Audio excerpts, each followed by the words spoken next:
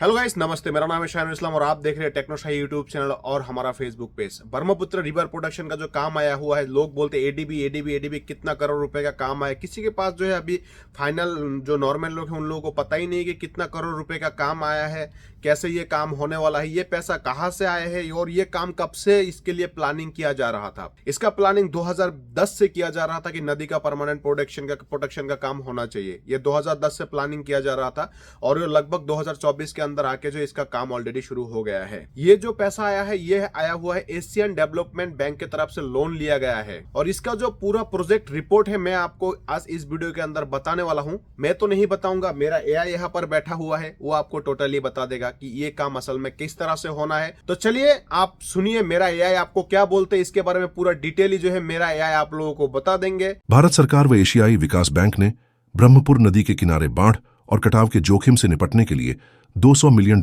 के अरण समझौते पर हस्ताक्षर किए। Posted on 09 FEB 2024 9:02 PM by PIB daily.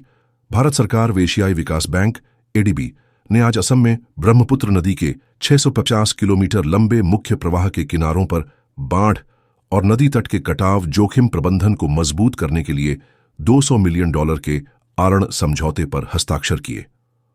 Assam में जलवायु अनुकूल ब्रह्मपुत्र एकीकृत बाढ़ और नदी तट कटाव जोखिम प्रबंधन परियोजना के लिए आरण समझौते पर हस्ताक्षर करने वालों में भारत सरकार के वित्त मंत्रालय के आर्थिक कार्य विभाग की संयुक्त सचिव सुश्री जूही मुखर्जी और एशियाई विकास बैंक के deputy country director Shri Hoyun Jong शामिल थे।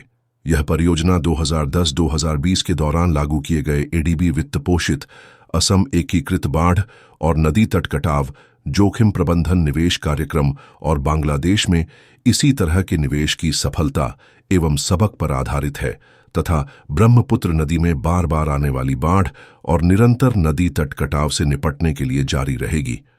आरण समझौते पर हस्ताक्षर करने के बाद सुश्री जूही मुखर्जी ने कहा कि ये परियोजनागत उपाय उच्च प्राथमिकता के बाढ़ और कटाव से प्रभावित होने वाले संभावित क्षेत्रों में ब्रह्मपुत्र नदी के व्यापक स्थिरीकरण और राज्य में आपदा रोधी व्यवस्था के निर्माण में योगदान देंगे। श्री जोंग ने कहा, इस परियोजना के माध्यम से एशियाई विकास बैंक ADB ब्रह्मपुत्र नदी के प्रबंधन के लिए अपने किफायती, अनुकूलित और व्यवस्थित नदी स्थिरीकरण दृष्टिकोण को आगे बढ़ा रहा है। नदी तट संरक्षण प्रौद्योगिकी को तैनात करते समय ADB बाढ़ और नदी तट कटाव के जोखिमों को बेहतर ढंग से प्रबंधित करने के लिए राज्य एजेंसियों और प्रभावित समुदायों की क्षमता का निर्माण करना जारी रखेगा।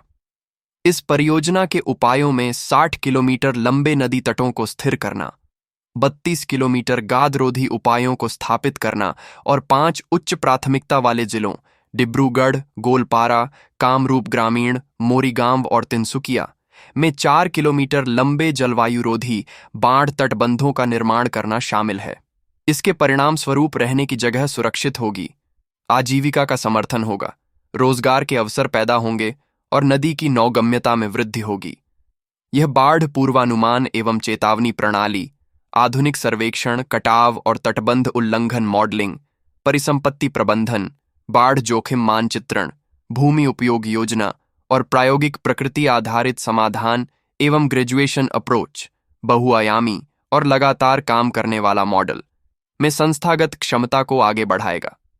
आपदा रोधी आर्थिक गतिविधियों के माध्यम से सहलाभों को अनुकूलित करने और महिलाओं को सशक्त बनाने से परियोजना से लगभग 1 मिलियन लोगों को लाभ होगा और 50,000 हेक्टेयर से अधिक फसल उत्पादन में वृद्धि होगी। असम की बाढ़ और नदी कटाव प्रबंधन एजेंसी इस परियोजना से जुड़ी गतिविधियों का नेतृत्व, प्रबंधन और समन्वय करेगी।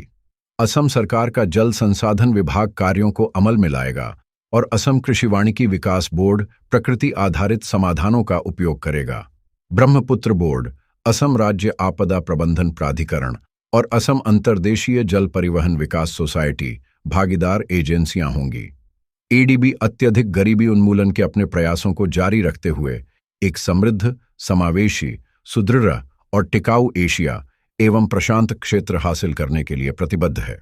इसकी स्थापना 1996 में हुई और इसका स्वामित्व 28 सदस्यों के पास है, जिनमें से 29 इस क्षेत्र से हैं।